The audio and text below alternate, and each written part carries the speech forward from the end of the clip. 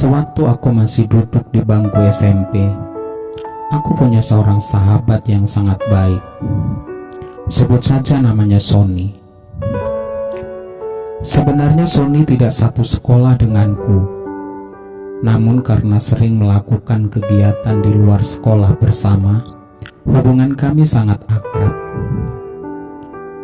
Kami sering belajar bersama, diskusi bersama, bermain bersama, dan membicarakan mimpi-mimpi bersama. Terlebih kami seumuran, hubungan kami benar-benar seperti saudara. Sony anak yang pintar dan cerdas. Pernah 2 kali menang lomba olimpiade matematika, juara 1 tingkat kabupaten dan juara 3 tingkat provinsi. Satu hal yang membuatku suka berteman dengan Sony, walaupun dia anak orang kaya namun tidak sombong. Sony juga sangat baik, sopan, rendah hati, dan perhatian. Cita-citanya ingin menjadi seorang dokter. Cita-citanya itu bukan hanya sekedar latah seperti anak kecil kebanyakan ketika ditanya tentang cita-citanya, tapi cita-citanya memang benar-benar tumbuh dari dalam hatinya. Sony yang rajin belajar dan mempunyai kecerdasan alami, didukung dengan keadaan ekonomi orang tuanya yang kaya, tentu hal yang sangat mungkin bagi Sony untuk meraih cita-citanya menjadi seorang dokter. Setelah aku lulus SMP dan melanjutkan sekolah ke luar kota, aku tak pernah bertemu dengan Sony lagi.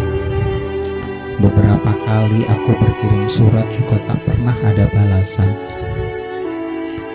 Pernah sekali, ketika aku duduk di bangku kelas 2 SMA, Sony berkirim surat kepadaku. Dia mengabarkan bahwa dia baik-baik saja. Dia bercerita tentang sekolahnya, teman-temannya, dan guru-gurunya yang sangat baik dan cerdas. Dia juga minta maaf tidak pernah bisa membalas suratku karena kesibukan. Aku positif thinking saja saat itu. Dalam hatiku, mungkin Sony sibuk mengambil berbagai les privat demi mempersiapkan diri untuk mengikuti UMPTN pada universitas dan jurusan yang dia minati, sehingga tidak pernah ada waktu untuk berkirim surat kepadaku. Membaca isi suratnya bahwa dia baik-baik saja sudah membuatku merasa lega. Setidaknya Sony sudah memberi kabar. Setelah itu, tidak pernah ada kabar sama sekali dari Sony hingga aku masuk di perguruan tinggi. 4 tahun setelah aku lulus kuliah dan genap 12 tahun setelah aku lulus SMP. Setelah sekian tahun lamanya tak pernah bertemu dan tak ada kabar, tiba-tiba Sony menghubungiku. Entah dapat nomor ponsel dari mana, hari itu Sony mengabarkan bahwa dia bekerja di Kaltara. Dia mengajakku ketemuan di Kaltara. Katanya dia sudah jauh-jauh dari Sumatera ke Kaltara, maka aku yang harus mengalah ke Kaltara biar adil. Aku pun menyetujuinya. Hari itu aku segera mempersiapkan izin dari kantor tempatku bekerja. Bosku pasti mengizinkan karena selama bekerja hampir aku tak pernah izin. Sakit pun kalau masih bisa turun, aku selalu turun. Bosku tahu itu. Dalam penerbangan dari Balikpapan ke Tarakan, rasanya tidak sabar ingin segera bertemu sahabatku yang telah lama hilang.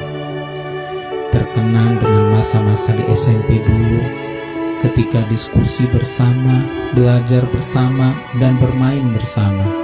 Semua itu tampak indah. Namun, betapa terkejutnya aku ketika dia menjemputku di Bandara Juanda. Aku hampir tidak mengenalinya. Wajahnya tampak usang dan tampak lebih tua dari usianya. Bulu kumis, jambang, dan jenggotnya terkesan tidak terawat. Badannya yang dulu tampak atletis karena rajin main bola berubah menjadi tambun. Otot-otot di tangannya tampak menonjol besar-besar menggambarkan seseorang yang bekerja keras. Telapak tangannya juga sangat kasar saat menjabat tanganku. 4 hari lamanya aku berada di Tarakan. Sebenarnya aku berencana hanya 1 atau 2 hari saja di Tarakan, takut merepotkannya. Di sisi lain karena aku hanya bekerja, bukan bos di sebuah perusahaan yang bisa mengatur waktu sendiri. Namun atas permintaannya, karena lama tidak pernah bertemu, aku pun menyetujuinya tinggal sampai 4 hari lamanya di Tarakan. Selama 4 hari itu, aku menemaninya bercerita. Seperti beban berat yang telah lama tidak pernah dikeluarkan. Selama aku di Tarakan itu semua pengalaman pahitnya ditumpahkan. Tak jarang selama bercerita dia menghela napas panjang dan dikeluarkan secara perlahan. Butiran-butiran bening tak jarang jatuh dari pelupuk matanya yang sayu. Setelah pertemuan itu, aku baru tahu bahwa Sony tak pernah pergi ke universitas untuk mewujudkan mimpinya. Dia juga berkali-kali minta maaf, tak pernah membalas atau berkirim surat kepadaku karena suatu hal. Ternyata ketika dia duduk di bangku kelas 2 SMA, menjelang ujian kenaikan kelas, ayahnya jatuh sakit. Hartanya habis hanya untuk berobat. Tinggal rumah satu-satunya yang tersisa. Setelah hartanya habis, ayahnya pun dipanggil oleh Zat yang memberi hidup ini. Sungguh kehidupan yang sangat berat yang harus Sony jalani setelah ayahnya meninggal. Dia harus banting tulang sambil bekerja apa saja di sela-sela sekolah. Tak jarang dia harus izin tidak masuk sekolah demi menghasilkan uang untuk membantu meringankan beban ibunya. Beberapa kali dia harus berurusan dengan guru BP dan beberapa kali juga mendapat peringatan dan teguran dari sekolah.